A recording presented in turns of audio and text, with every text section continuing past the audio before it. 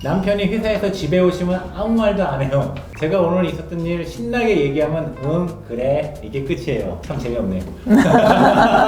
그런데 그런 분들이라고 해서 처음부터 그랬을까요?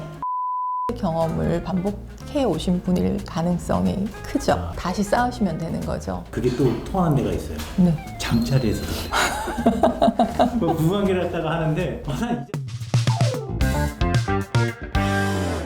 안녕하세요. 안녕하세요. 반가워요. 반갑습니다. 오늘은 이렇게 산부인과 원장님이랑 심리학자 박사님 모셔봤는데요. 간단하게 자기소개 한번 부탁드려도 될까요? 저 오늘 게스트로 초대된 윤현희라고 합니다. 미국에서 아동 청소년 임상신경심리 전공으로 박사를 했고요. 제가 어려서부터 좋아했던 그림에 대한 책을 몇 권을 한국에서 출간을 했습니다. 그래서 미술과 심리학을 통섭을 주제로 해서 독자들과 만나는 일을 하고 있습니다. 저는 강남여성병원의 성형무 원장입니다. 지금은 이제 산모들은 불만하지 않지만 중년 여성들을 대상으로 해서 생기는 모든 건강적인 문제를 풀어드리고 있습니다.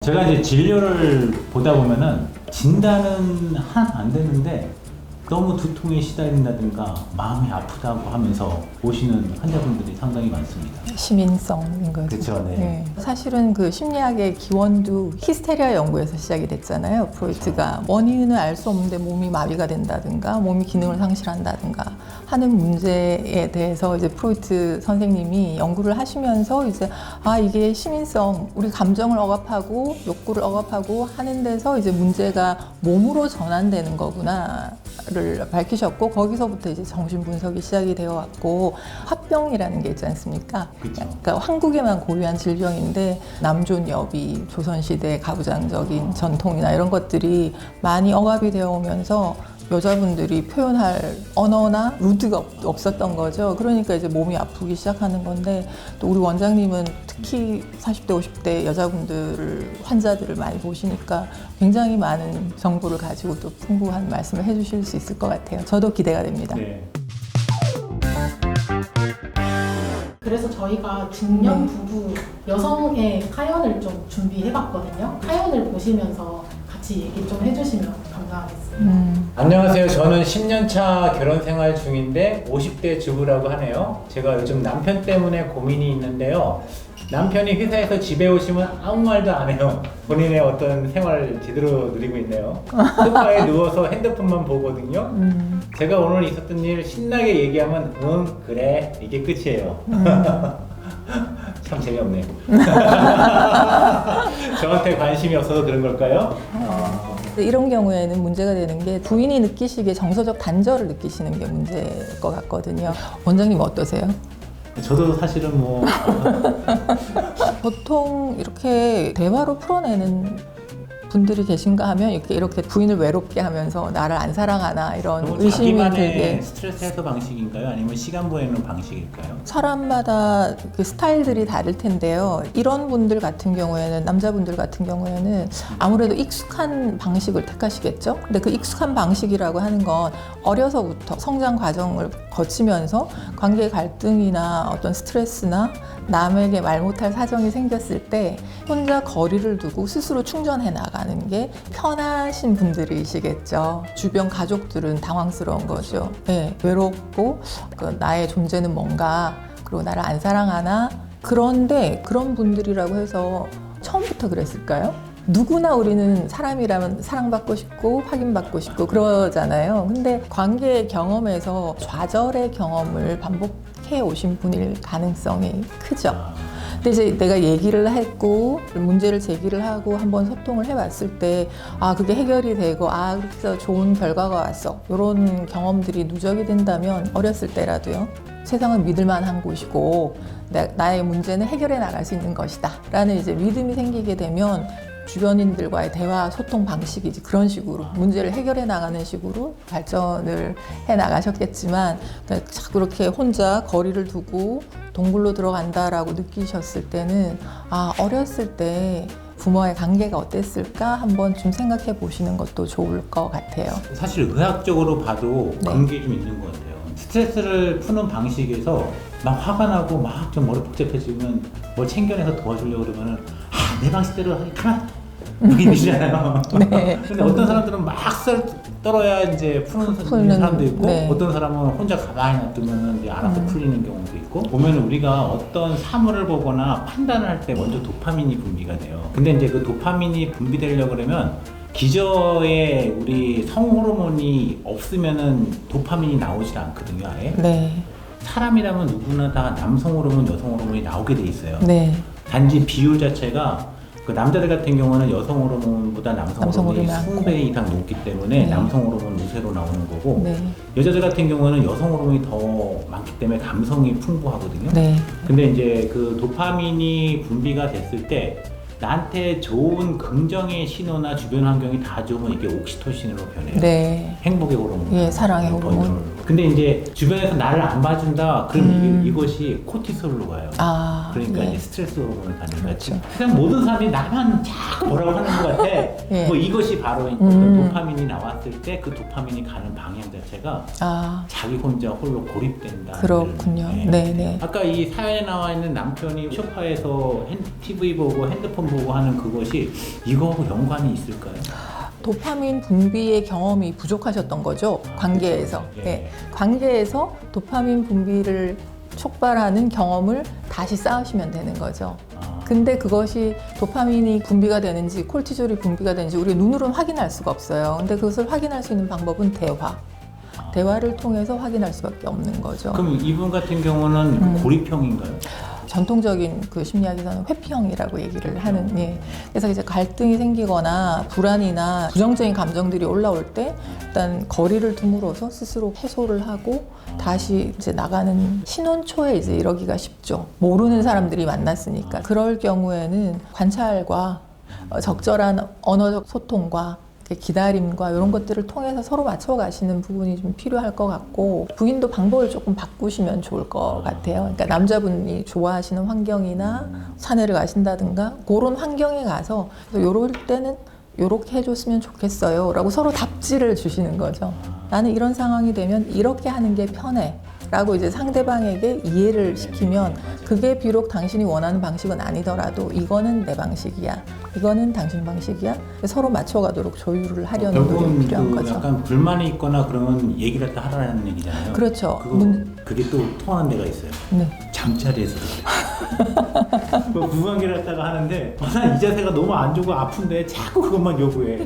그러면 아프다고 얘기를 해야 되는데 얘기를 못 하는 거예요. 그러면서 이제 관계 자꾸 피하게 되고 안 하게 되고. 관계에는 노력이 필요하죠. 사실은 한국의 많은 남자분들이 감정을 표현하는 걸 좀 쉽지 않아 하시죠. 그렇죠. 예. 근데 저는 여자임에도 저도 감정 표현을 언어로 하는 게 편하지는 않았어요. 어느 나이 때까지는. 그런데 이제 가족이 생기고 남편이 생기다 보니까 의무와 책임감이 생기잖아요. 내가 조금 힘들더라도 이 관계를 유지하기 위해서는 내 정보도 조금 공개를 해야 되고, 남편이 어떤지를 내가 받아들일 필요도 있고, 서로에 대한 기본적인 책임감과 신뢰를 바탕에 둔다면은 해결해 나갈 수 있지 않을까. 약간 살짝 반성 좀 해야 되고.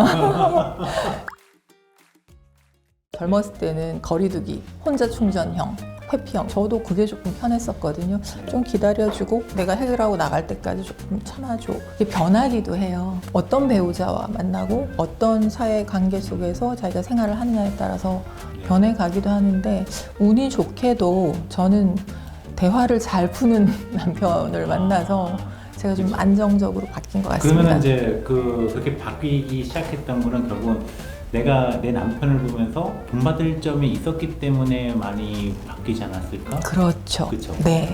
결국은 그래서 사람은 네. 자기보다 뛰어난 사람을 만나야 돼. 그죠? 고민거리가 많이 생기면은 사람의 몸에 병이 생기기 시작해요. 네. 사람 몸에서 가장 예민한 부분 중에 하나가 네. 그 먹고 자는 문제, 또 싸는 문제 생기거든요. 네. 그러니까 먹는 데서도 소화불량이 생기고 설사나 이런 것도 많이 생기고, 네. 가장 예민한 부분 중에 하나가 방광염이나 네. 방광 증상들이 있어요. 네. 오줌이 안 마른데도 마른 것 같고, 그렇죠. 예. 그리고 야간에도 화장실을 한 번만 가야 되는데 세네 번 가면은 잠도 못 자고, 잘 때도 보면은 잠이 잘 안 오는 거예요. 불면증이라 보통 얘기를 하는데, 이 스트레스 호르몬이 과도하게 나오니까 내 몸도 그렇게 적응하면서 내 몸이 괴로워지는 거죠. 그럼 내 몸이 괴로워지지 않으려면 관계가 좋아야 되겠다. 관계가 좋아야 되고 관계가 좋으려면 좋은 대화. 근데 좋은 대화는 기술이기도 하고요. 예. 훈련이기도 하고요. 예. 두 번째 사연이네요. 안녕하세요. 저는 결혼 7년차 40대 여자입니다. 결혼한 지 7년이나 됐는데 자꾸 사랑을 확인받고 싶어요. 하는데 남편한테 매일 나 사랑해 라고 물어보고 사랑한다고 답을 들어야 마음이 편해요. 왜 그런 걸까요? 하는데 의학적인 것보다는 심리학적인 문제에 더 예. 가까운 것 같은데. 여자분들한테서 이제 이런 경향이 조금 많이 보이는데 여자들이 관계 속에서 자기 존재감을 확인받는 양육 방식으로 길러지잖아요. 교육에서도 예. 그렇고 뒤에서 여자 이제 방식이죠. 예, 그래서 요즘 젊은 사람들이 결혼을 안 하려고 하죠. 여자들이 요즘 보통 이렇게 40대, 50대 분들 같은 경우에는 전통적인 가치관이나 교육 방식으로 성장을 했지 않습니까? 예, 그러다 보니 밖에 나가서 자기 꿈을 펼친다든가 자아를 실현한다든가 이런 기회들은 제한이 되고 그럼 결국 관계 속에서 자기 존재감을 확인을 받는 수밖에 없는데 가장 친밀하고 가장 큰 사람이 남편이니까 그 관계 속에서 자꾸 존재감을 확인받고 싶어지는 거죠. 결과적으로는 그 자꾸 이렇게 물어보는 거는 어떤 실제로 사랑이라기보다는 나는 당신 옆에 있어. 이것다가 자꾸 확인받고 싶어. 그렇죠. 존재감을 그런데 확인받고 옆에 있으면 싶어지는 되는 거죠. 거지 그게 왜 나는 이해를 못하겠는데.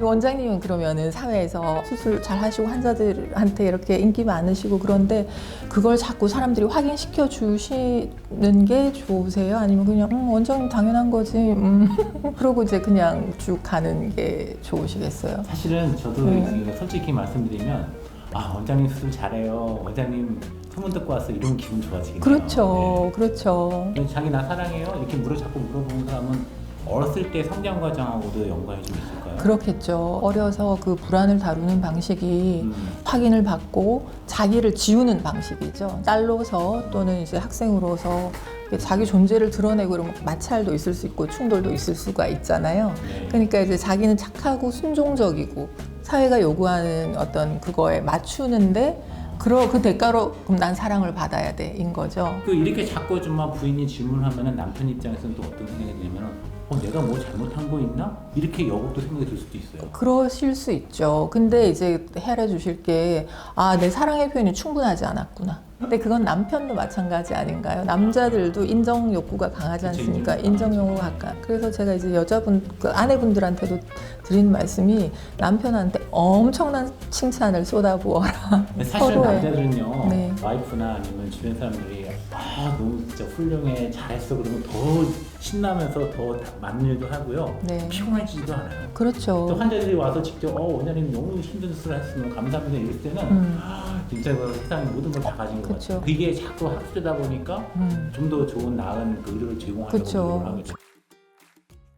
그런 것 같아요. 나 사랑해라고 이렇게 질문을 했을 때 신랑이 제대로 대답을 안 해주면 그다음부터 여자들이 병이 생기는 것 같아요. 어떤 환자가 있었냐면은 평상시에 생리통이 약간 있었던 환자인데 신랑하고 엄청난 그 갈등이 생긴 다음에 생리통으로 거의 죽을 것 같이 해서 응급실 실려온 사람도 있었어요. 그런 거 보면은 반드시 이 심리적인 문제로 연관이 있는 거예요. 근종이 그렇게 생기지 않나요? 자궁 근종은 이제 우리 여성 호르몬의 의존성이라고 하는 종양인데요. 네.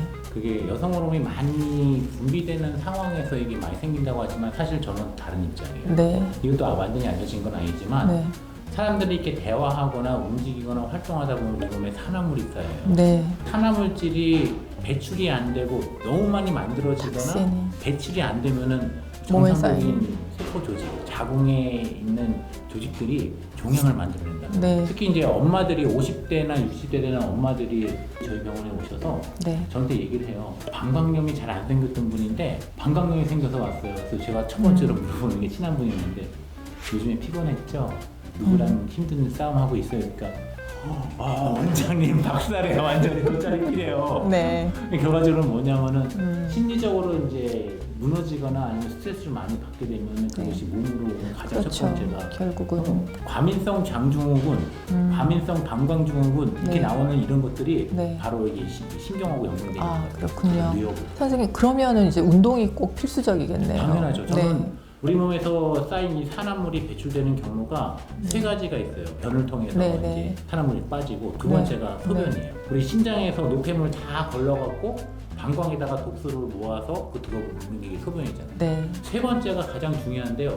우리 이 피부도 네. 호흡을 하거든요. 그렇죠. 피부에서 조금 땀이 나오잖아요. 운동하면. 네네네. 그럼 이 피부 속에는 노폐물이 나오는 거예요. 그렇죠. 대변이나 소변은 특정 부에서 나오지만 음. 이 땀은 온몸 전체가 온몸에서. 나오기 때문에 이게 네. 가장 좋은 배출구예요. 그래서 그렇죠. 네. 운동을 할 때 땀이 무조건 나오게끔 하는 정도까지는 운동을 해야 된다고 저는 항상 말을 하고 있거든요. 그렇죠. 그러니까 네. 이것이 사람이 살아가는 하나의 중요한 철칙, 내 몸의 네. 밸런스를 맞추는 방법이라고 생각합니다. 저도 운동을 굉장히 좋아하는 편입니다만은 심적인 스트레스나 갈등이나 불안이 올라오면 전 가서 이제 운동을 하거든요. 그래서 남편이 몰라주는 것 같고 사랑한다는 말을 들어도 충분하지 않으실 때는 운동하세요. 그래서 정리하자면 남편분께 드리는 처방은 부인이 충분히 느끼시게, 남편 본인이 느끼기는 와 내가 정말 과하게 이게 표현을 해준다 라고 할 만큼 사랑의 표현을 해주시고 존재감을 느끼게 해주시고, 네. 모르겠으면 물어보세요. 어떻게 해주면 존재감을 느끼겠어? 어떻게 하면 내 사랑을 느끼겠어? 라고 물어보시고, 부인에게 해드리고 싶은 말은 자기만의 표현 방식을 좀 찾으시면 좋을 것 같아요. 해소하실 수 있는 방식을 찾고, 아무리 사랑한다고 하더라도 남편이 100%다 해줄 수는 없고, 이제 자기 존재감을 찾으실 수 있는 다른 활동, 취미생활이랄까 뭐 그러면은 좋을 것 같습니다. 네. 또 제가 그 진료실에서 특이한 분들이 좀 약간 있는데요. 불안하면은 화가 나는 분들. 통제를 하려고 하죠. 통제하는 네, 남편을 통제하고 아이를 통제하고 그러시는 분들. 그러니까 상대방을 통제하려다가 말 안 들으면 어떻게 돼요? 큰 소리 나잖아요. 그 화내고. 화내고 욕하고. 그런 분들은 어려서 이제 관계에서 불안이 올라올 때 내가 이 상황을 확 장악을 하면 이 불안을 다스릴 수가 있다라는 것을 이제 몸에 익히시는 분들, 우리 지금 확인형, 뭐 혼재 충전형하고 지금 이제 통제형이 왔지만 결국은 다 기본적인 불안이거든요. 그러니까 환경이 다 나한테 좋을 수는 없어요. 나한테 조금 안 맞고 나를 힘들게 하는 환경에서 이 기본 불안이라는 것이 올라오는데, 이제 통제형 같은 경우에는 사실은 좀 무섭죠. 그런 분 같은 경우에는 우리가 지금까지 앞에 두 케이스랑 조금 다르게 더 심화된 상담을 좀 하시고 가족한테 위협이 되지 않습니까? 그렇죠. 네. 그 통제를 하려고 그러는데 안 네. 되니까. 네. 근데 그게 이제 부인과 질환에도 있어요. 생리전 증후군. 아, 네. 생리전 증후군은 그 생리 시작 일주일 전부터 머릿속이 복잡해지고 불안해지고 막 짜증나고 잠도 안 자고 호르몬이 변하니까. 변하니까. 네. 그 경우도 있고, 자궁이 벽이 두꺼워지는 성근증이나 이런 쪽으로 갔다가 가는 것 같아요. 이 심리적인 문제 때문에 네. 주변을 통제가 안 되니까 그거에 대한 갈등이 생겨나서 스트레스 호르몬이 쌓이면서 그게 그대로 바로 자궁으로 직결되면 네. 그렇게 되고, 네. 그 성근증이 심해지면서 생리통이 심해지겠죠. 그렇죠. 생리 과다가 심해지고. 네. 근종이 또 커지고. 그렇죠, 커지고. 예. 그러면서 수술해야 점점 되고. 이게 신체적으로도 굉장히 악순환이 반복되는 거. 이런 것들이 이제 통제가 안 되면서 생기는 몸의 문제가 그게 생리전 증후군, 간헐적 그렇죠. 증후군 이런 것들도 상당히 많이. 선생님, 그러다 보면 남성 호르몬이 과다 분비가 되진 않나요? 그렇죠. 예. 이거는 여드름이 생긴다는 건 남성 호르몬 과다 분비. 그렇죠. 화를 내고 공격적으로 남성적으로 그쵸. 표현을 한다. 다낭성 난소 같은 증후군 같은 경우에는 여성 호르몬이 분비는 되는데 네. 조금밖에 분비가 안 돼요. 그러니까 상대적으로 갖다가 남성 호르몬 비율이 높아지니까 그렇겠죠. 생기는 뭐가 생기고. 화내지 마세요. 거죠. 화내거나 통제하거나 분노로 표출하지 마시고 차근차근 대화로 풀어나가시도록 하시는 게 남성 호르몬 분비 예방에 좋을 것 같습니다.